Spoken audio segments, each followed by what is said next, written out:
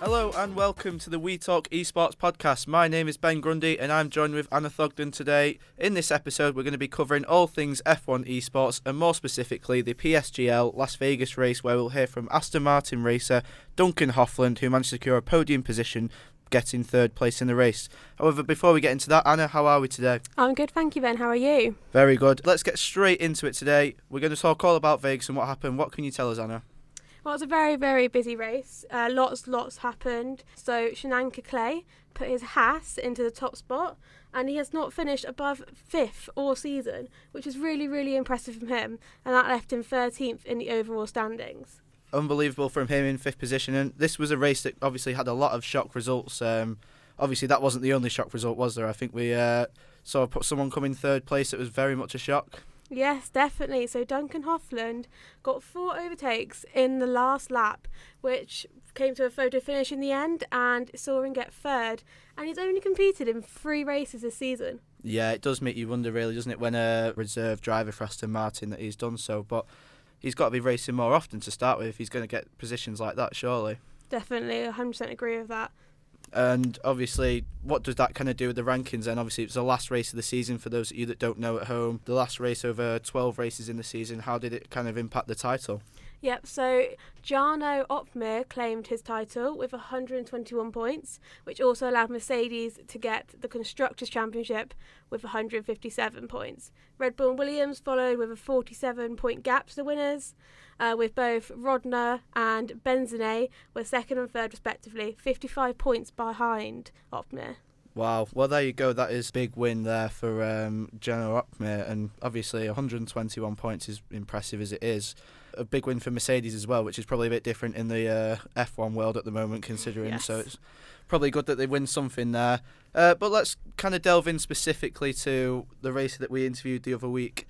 Duncan Hofland, what an impressive performance. I mean, we were talking to him about his tactics and everything like that. Just how impressive was that performance? Because I feel like, we've got to delve into that really. Yeah, certainly. So, as I said earlier, Hofland had only raced 3 times this season. So, for him to come away with podium is just really impressive. His other 2 results this season was 7th and 9th. So, again, within the points. Yeah, and I think he always showed his promise as well from what we said when we spoke to him. He received a couple of penalties that cost him a few grid positions. So, in a way, maybe his previous results are a bit of a harsh reflection on what his season's been already. Yeah, I can't agree more. Yeah, and obviously, well, how big of a last lap was it for him? I mean, it's huge, really. I'll let you talk about that, but it's a massive last lap for him now. So he had 4 last-minute overtakes, which, to be honest, is just sensational in any way. So it takes real talent to be able to pull that out of the bag. Hofland actually managed to get 16th in the standings, so that's really, really good. And he is above both Aston Martins. Yeah, absolutely. Well, exactly. He's a reserve driver, and as you say, he's above both of the main drivers in Aston Martin. And we did actually speak to Duncan to gather his thoughts on the event. The qualifying, I think, was pretty good. I started P8, if I remember correctly, and a difficult strategy. Obviously, at the start, many guys behind me had fresher or at least faster tires. They were on softs, I was on hards. So I dropped to, I think, P13. Then the safety car came out, which was lucky for me. So the guys who boxed early had to go again, and we could stay out because we boxed 1 lap before the safety car came out. So that got me to P6. Then another safety car came out. I knew there were only 2 laps left when the safety car would go back in. So I was like, just going to stay out and risk it. Hopefully cars behind will battle each other and won't catch up to me.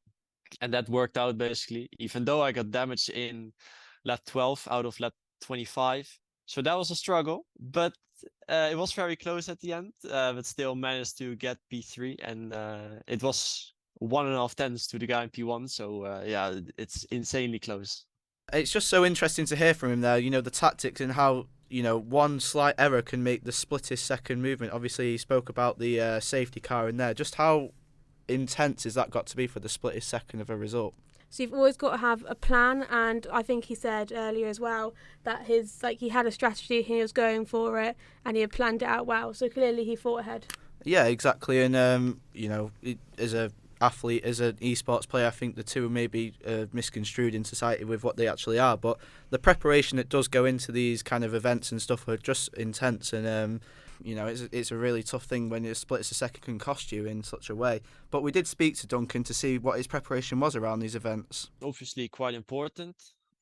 So then I would say at least 3 days of practice, maybe 4.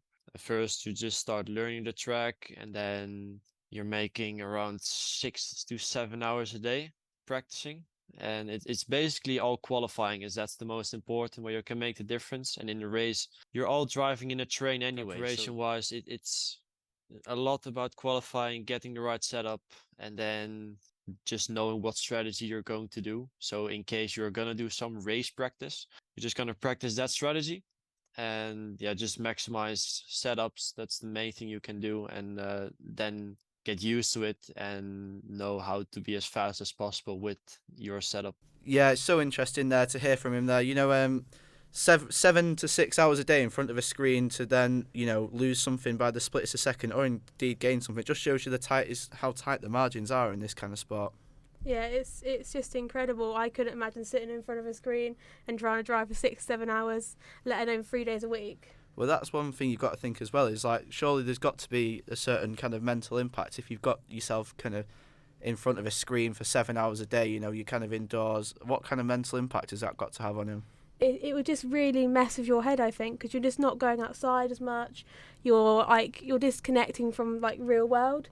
But at the same time, if he's getting these results, what problem is there? Yeah, true. And I think when we did speak to him, he said obviously he goes into the gym every day and he does keep his fitness up with tennis, which he said that obviously it improves his reaction speed. But how important is that for him to both balance them two lives? Otherwise, what's going to happen to him? It's really, really important. He needs to go out, he needs to do it. So tennis is really good for him. And also it does improve his physical strength as well.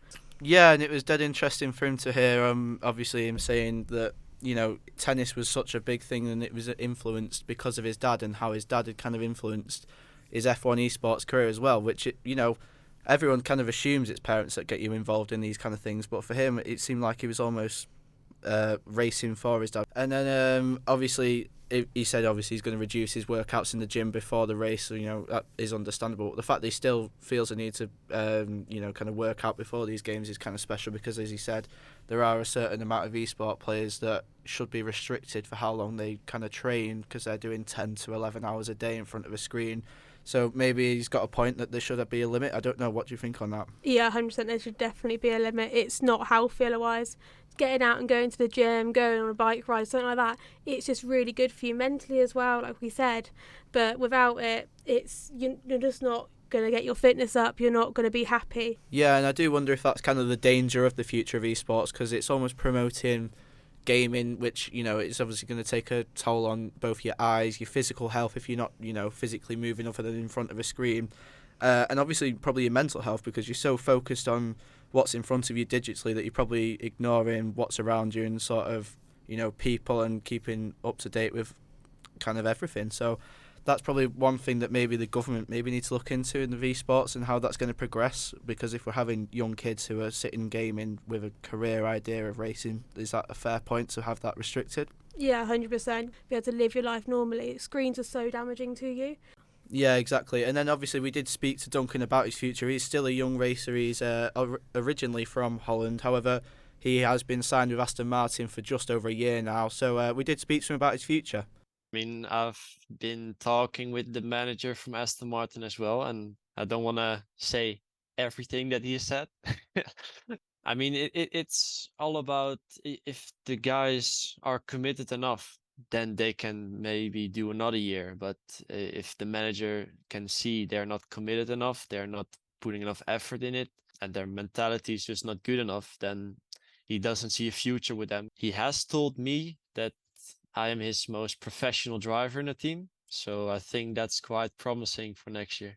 Interesting how he said that the Aston Martin director has told him he's going to be in the starting lineup next season. Is that unexpected? Probably not. No, definitely not unexpected, and I would actually like to see him as the main driver.